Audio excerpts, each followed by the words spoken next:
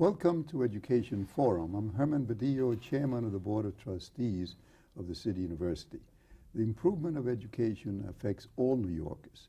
This program will focus on the key educational issues and challenges before us all.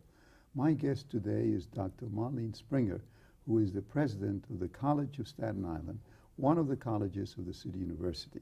She has been the president since 1994, but she got her bachelor's degree at Center College, Kentucky, and a master's degree and PhD at Indiana University.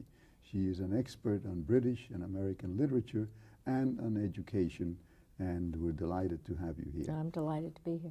Now, you are very fortunate because the College of Staten Island probably is the most has the biggest campus of any part of the city of New York University, and in fact, probably more like an out-of-town college. It's beautiful. We have 204 acres, 19 buildings. We have 7 of those are brand new.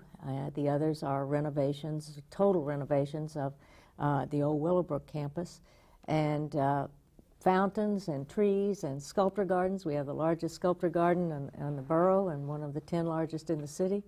So you're in an idyllic place in more ways than one. Well, those of us who graduated from the Baruch School of City College at 23rd Street on Lexington Avenue certainly look upon you with envy.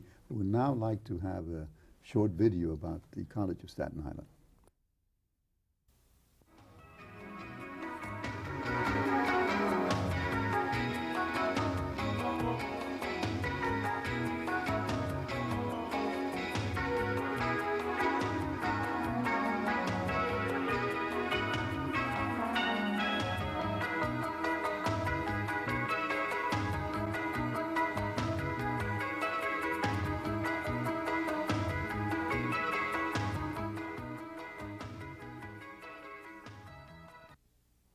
Welcome to the College of Staten Island. I'm the president of the college, Dr. Marlene Springer, and I would like to give you a brief introduction to the wonderful asset that the College of Staten Island offers all of the members of the borough of Staten Island and, quite frankly, to the entire New York metropolitan area. The college is located right off the Staten Island Expressway at the Victory Boulevard exit.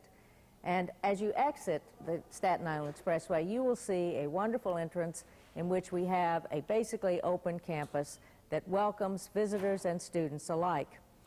Now, the college, as you are looking at it now, is located, as I say, in the middle of the borough, and I'm now standing in our library, which is a technologically state-of-the-art computerized library with over 50 computers, for example, in this building alone. And when you talk about the campus and when you visit here, you will see that we have over 204 acres.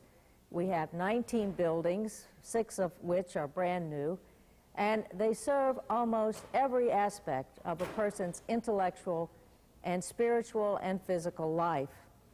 For example, we have a recreation center that has a swimming pool, racquetball courts, basketball courts, and if you're so inclined, it even has a weight room.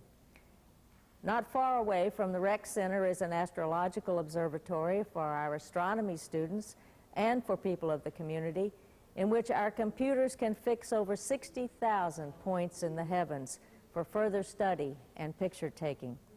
Or if you move over to our Performing Arts Center, there you will find that we have 2 major theaters and then lecture halls and a concert hall, once again, so that the arts are facilitated on Staten Island. And then, of course, there's our Student Union building, for not even our students can live by the intellect alone. There's a wonderful cafeteria in our Student Union building, and it really houses also Staten Island's own and only radio station, WSIA, completely run by students. As you can tell, the campus offers a great deal. It is, in essence, a small city within a city dedicated completely to furthering the educational aspirations of the people on Staten Island, Brooklyn, and the whole metropolitan area.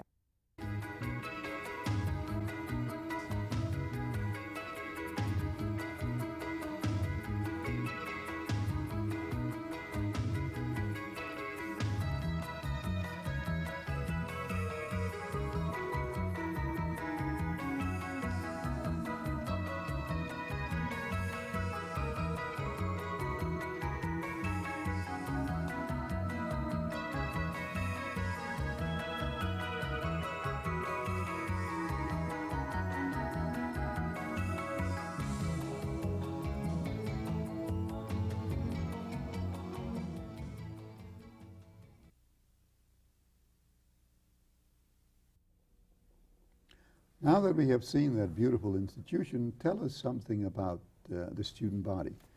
Well, I think one of the things that we are really proud of on the College of Staten Island is that we are unique to the borough. We're the only public institution of higher education on the borough, and because of that, we have a special need, we feel, a special responsibility to serve the entire population of the borough. So we have associate degree programs, we have bachelor's degree programs, we have master's programs, and with the graduate school, we offer PhD programs.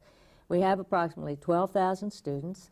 Of those, about 1,200 come in through our associate degree programs, but by the time they graduate, 400 of them are in the associate programs, 600 in the bachelor's, and 400 in the master's. So it basically changes from an associate degree college to a senior college as the students integrate into the general population. Do most of the students come from Staten Island? Approximately 70 to 73% come from Staten Island. The others come from southern Brooklyn, and we even have students who make the long trek from the Bronx, 3 hours on public transportation. What is the population of Staten Island?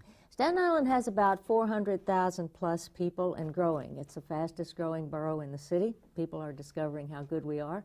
And Staten Island is reconciled to being part of New York City, or are they still talking about separating? Well, I think most of us are reconciled to being part of New York City because it's such a wonderful place. You'll still find pockets of people who, on a given day when they're frustrated, they'll say, let's get out of here. But most of us, I think, are really realize what a wonderful place New York City is and how pleased we are to be a part of it. And is the College of Staten Island growing in population? It's growing in population, and it's thriving in many ways. I mean, basically, we are just in the process of transforming the college. Since it moved to this new campus, it was 2 campuses before.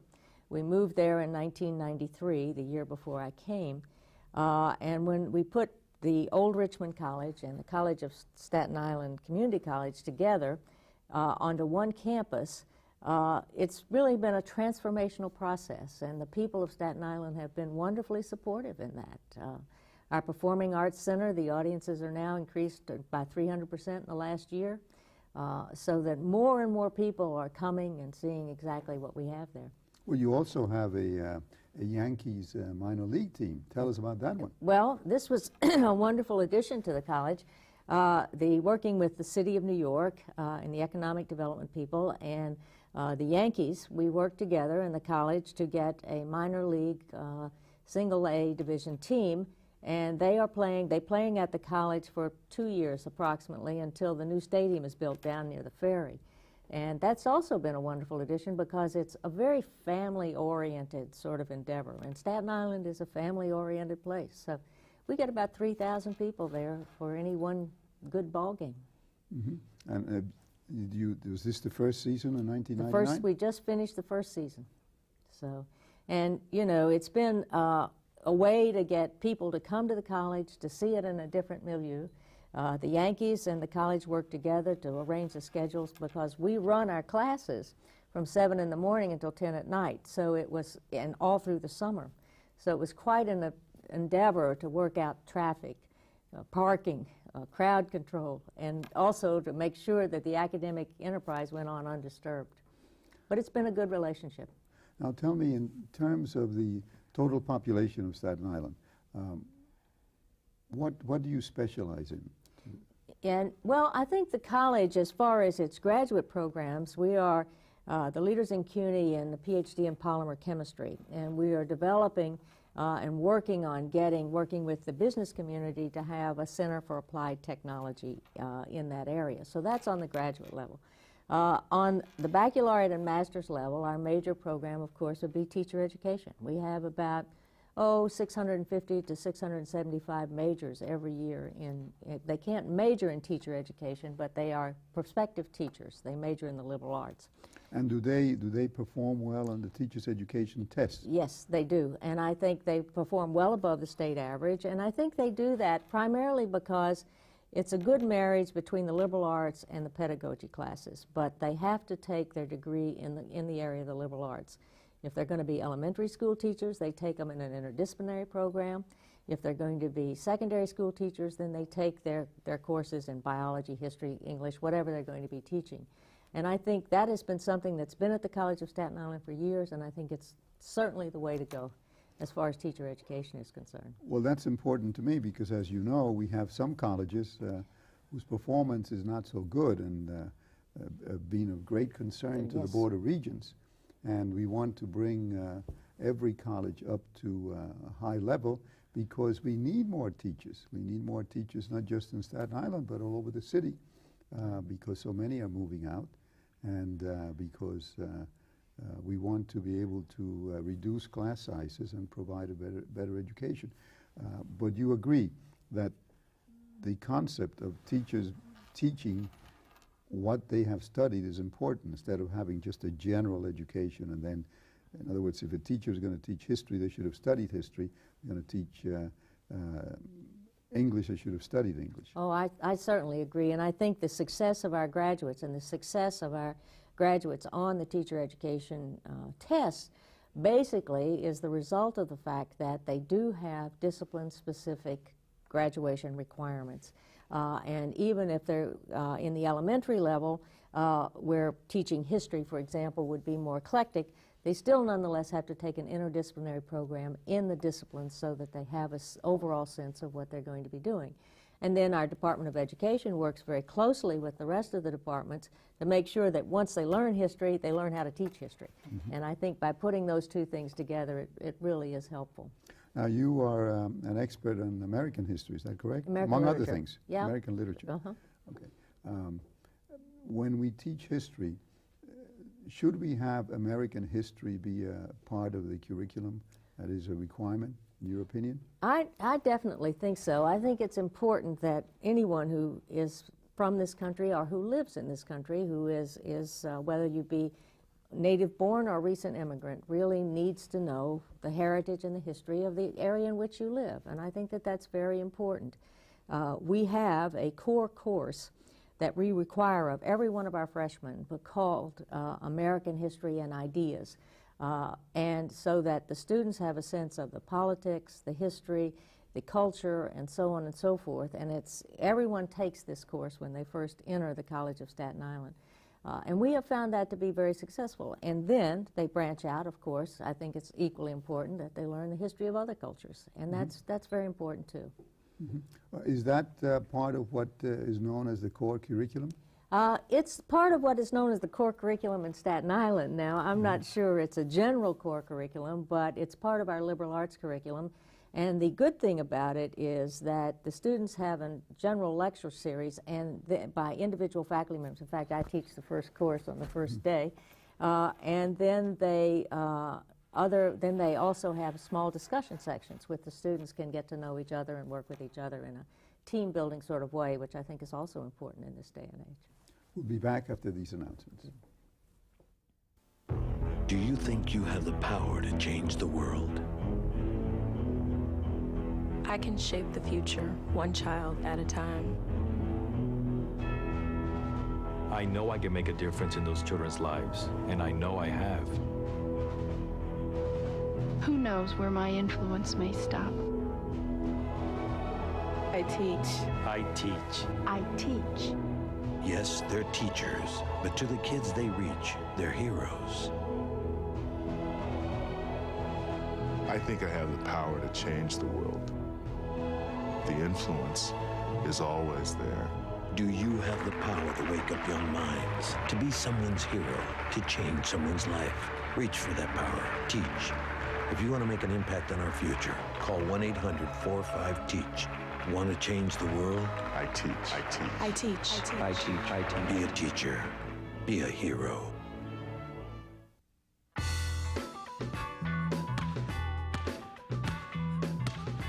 I'll take Simmons.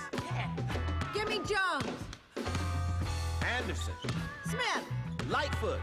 Bishop, Hernandez. Swifka, Harris. Lavender. Peavy. Yes. In the game of life, you've got a much better chance at getting picked for a cool job with great pay if you take algebra, geometry, and calculus. You need to know how math can improve your future. Demand it. Call NACME. We'll tell you. My guest today is Dr. Marlene Springer, who is the president of the College of Staten Island, one of the colleges of the City University. We were talking about teacher education and its importance before. What is your opinion about having a doctor of education at the City University? I think depending upon the resources and depending upon the whole question of how it's organized, I think it would be a very good idea. I think it's something that needs to have an urban emphasis. Before I came to my present job, I was in a very rural setting in North Carolina. There is a difference in many ways of what students bring to the classroom just in general daily experience. So that I think a doctorate with that kind of emphasis would be very, very helpful. The numbers in New York are just overwhelming to someone who's not a New Yorker. I mean, we hire 7,000 new teachers a year. We are going to need very well-educated teachers, and we're going to need very well-educated professors to teach those teachers. But more than that, we're going to need teachers who understand the problems in New York City.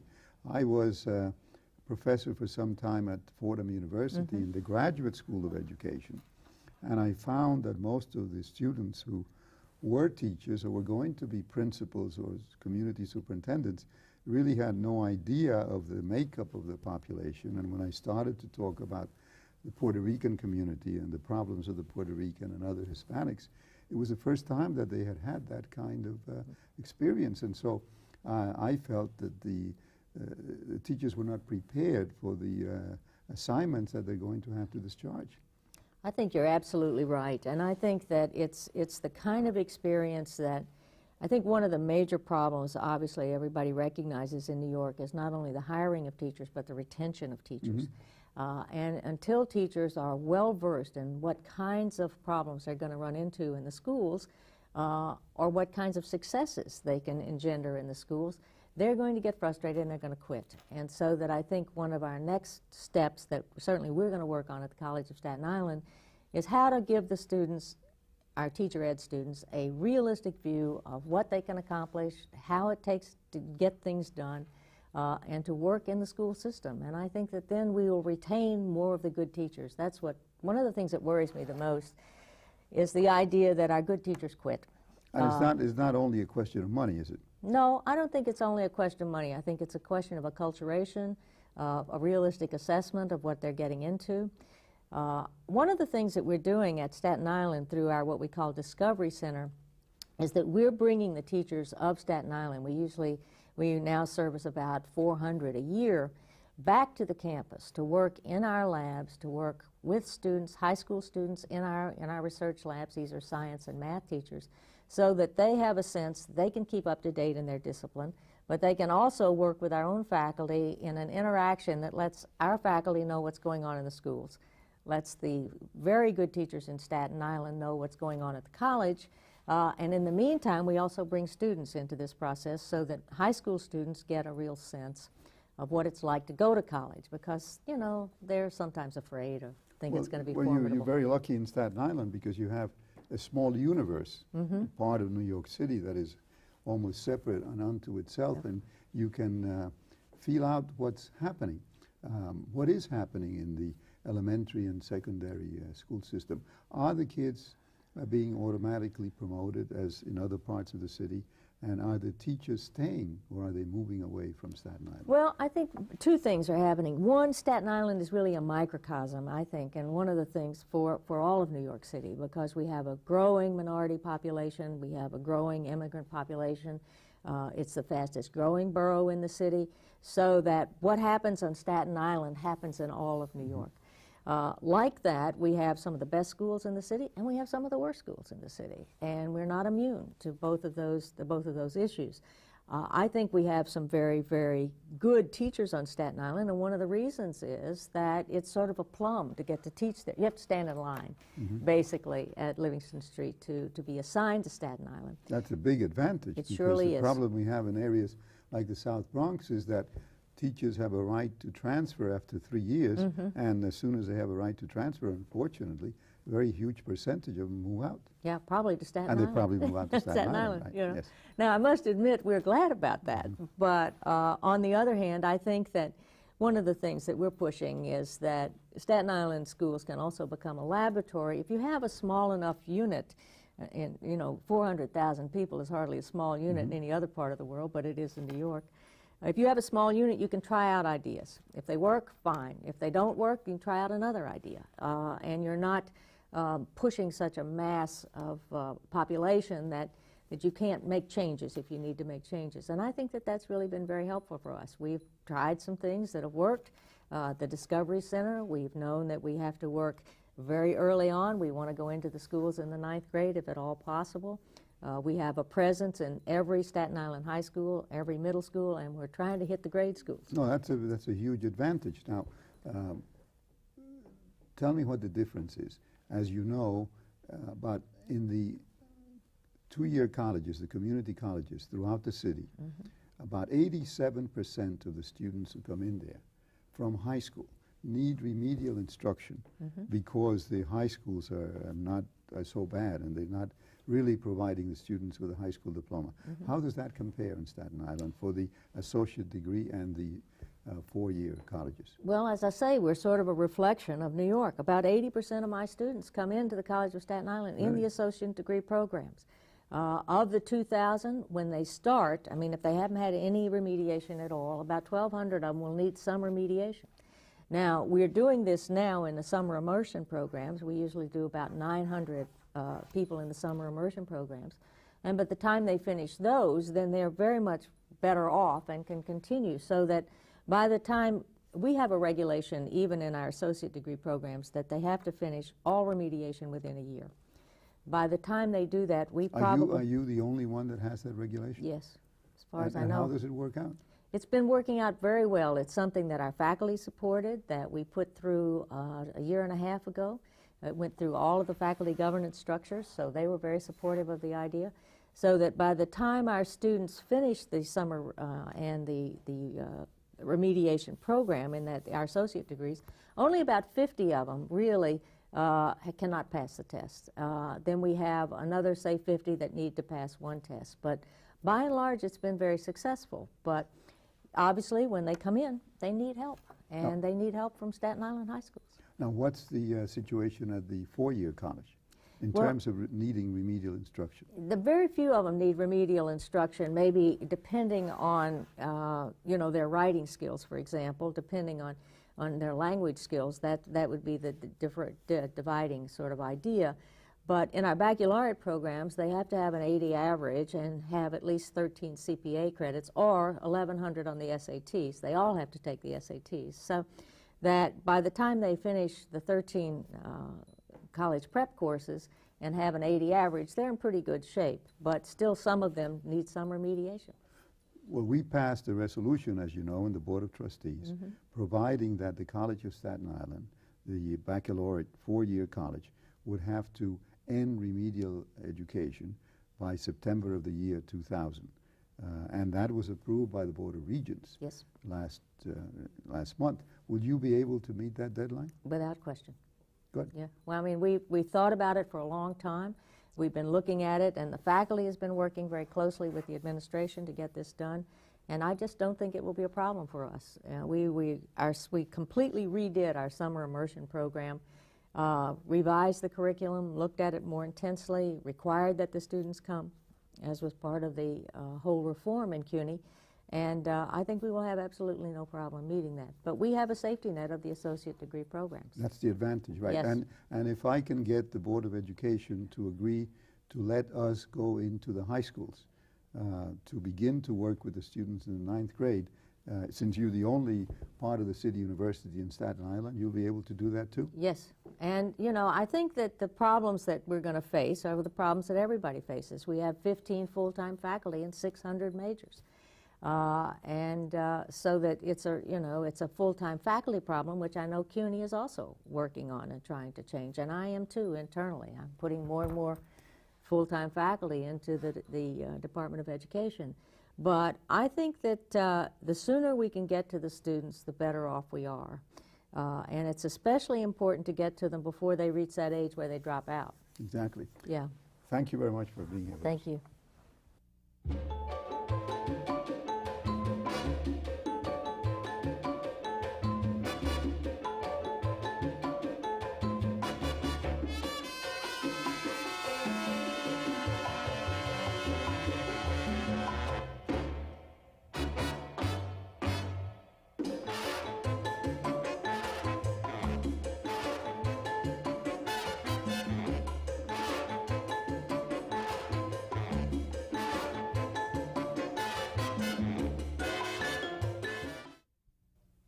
You can reach us by email at our website, www.cunytv.cuny.edu, or write to us at CUNY TV, 365 Fifth Avenue, New York, New York, 10016.